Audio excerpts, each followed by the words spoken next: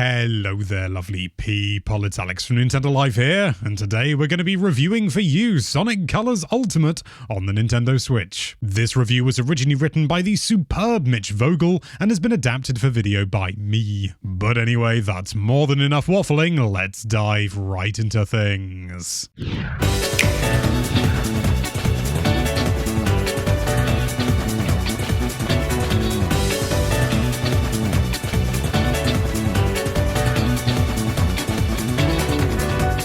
Being a Sonic fan is hard. The Blue Blur has starred in quite a few legitimately fantastic games over the years, but he's also been in just about as many clunkers that tanked his reputation. Sonic has especially struggled when it's come to his forays into 3D environments, yet there was an all too brief period from about 2008 to 2011 where it seemed that Sonic Team almost had a solid idea of what they wanted a 3D Sonic game to be. Sonic Colors released at the pinnacle of that era and at the time was lauded for raising the bar and representing a promising new direction for the oft-troubled hog. Now, nearly 10 years later, it's been given a re-release as Sonic Colors Ultimate, and we can confidently say that this is still one of the best 3D Sonic games out there. The narrative primarily sticks to the classic duo of Sonic and Tails as they travel to Eggman's new outer space amusement park to investigate any signs of nefarious wrongdoing, as the old boy tends to do. It doesn't take them long to find out that he's exploiting a secret race of aliens called Wisps to power the park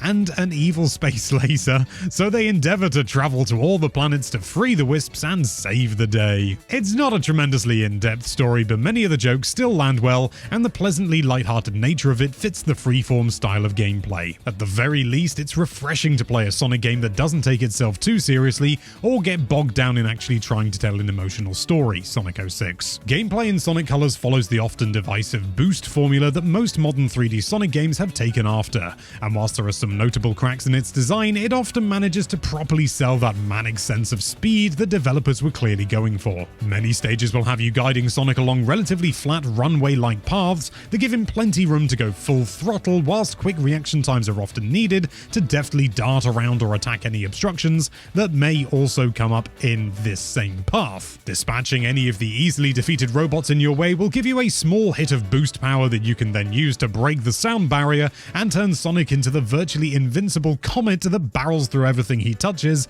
that he's always wanted to be. It may sound rather mindless, and in many instances it is, but the key thing here is that the level designs often reward quick reflexes and muscle memory with more speed. For example, a lot of stages will have some low curbs scattered around for these high speed segments that can trip Sonic up, bringing him to a halting stop if he happens to bonk his feet on them. It's not a big deal if you hit one, but it can be quite the buzzkill when you were just rolling around at the speed of sound and then suddenly have to build back up from zero again. However, if you've got enough quick reflexes or you've played through the level enough to know when these hazards are coming, you can easily skip over them with a brief tap of the jump button and continue sailing through on your merry, merry way. When you consider that the main game can be beaten in little over 5 hours, it's clear that the main joy of Sonic Colors is found not in clearing the stages, but in excelling at them. It's a genuinely thrilling feeling when you pull off that perfect run of a level and shave 30 seconds off your old record, but more importantly, there's a great deal of satisfaction found throughout the run as you nail each obstacle and platforming section that you've practiced countless times. Bearing this in mind, Sonic Colors is the sort of game that appeals best to players that don't require much extrinsic motivation to just have fun. I mean, sure, there are plenty of unlockables and secrets to collect across all the levels, but focusing too much on those things will rob you of the intended experience and the enjoyment that it can bring. This is a game about constantly being better than your former self, about learning the shortcuts and executing the tricks you need to bolt your way through these levels quicker than greased lightning.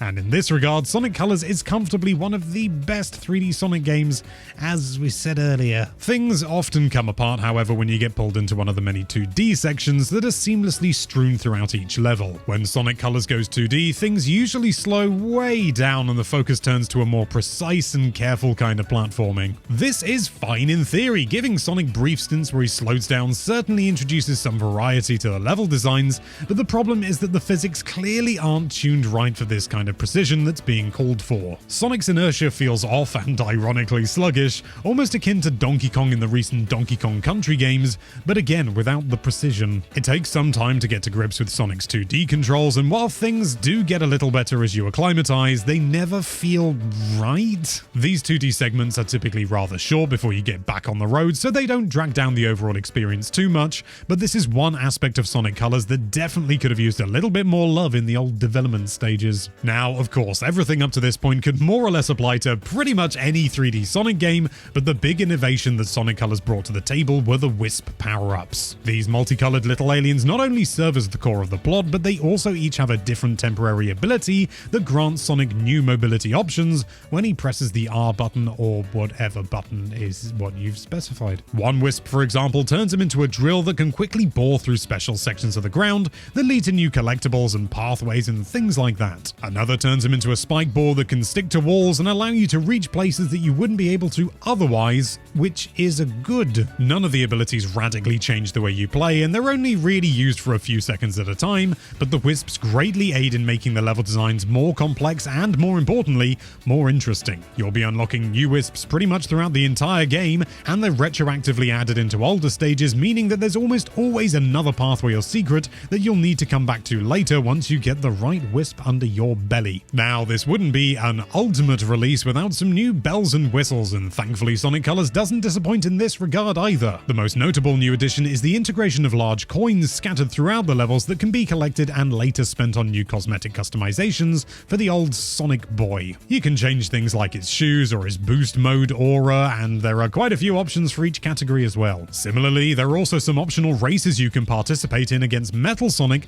that lead to even more unlockables, and I am genuinely pleasantly surprised with how hard those are. This customization aspect certainly won't appeal to everyone, but we rather appreciate how it adds just a little bit more content and rewards for those that like to collect things. The last major addition is a new Wisp called the Jade Ghost, which gives Sonic the ability to fly and phase through walls. Some levels have been tweaked to better accommodate this frankly broken ability, but it mostly functions as an easier way of accessing some hard-to-reach places. It overall feels like a nice addition to the gameplay loop, even if it doesn't particularly shake things up all that much, but then if it did it too much, would it really be Sonic Colors at the end of the day? Presentation is probably the area where Sonic Colors stumbles the most, as it feels much more like an enhanced port of the Wii rather than a proper remaster. Unlike other consoles, Sonic Colors only runs at 30 frames a second on Switch, although it is mostly stable, and the graphical improvements feel overall fairly minimal. Nothing in the game looks bad, of course, quite the opposite in fact for gorgeous courses like Sweet Mountain,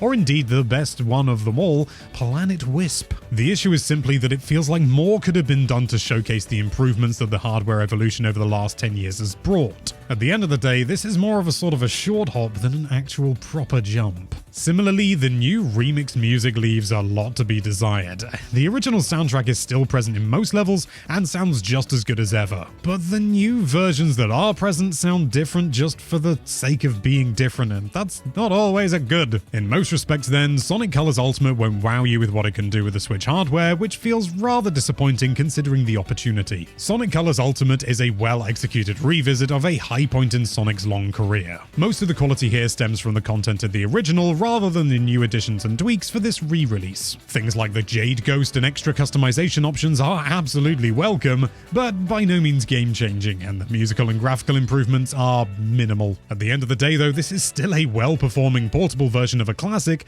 that's arguably all that it needs to be. We'd give this one a recommendation to anyone who has yet to experience Sonic Colors, as this is certainly the best and easiest way to try it out on a Nintendo platform. If you've played the original and you're a fan of it, we'd still say it's worth a punt. You'll still love this game on Switch, but just be aware that this isn't the massive overhaul of what came before it.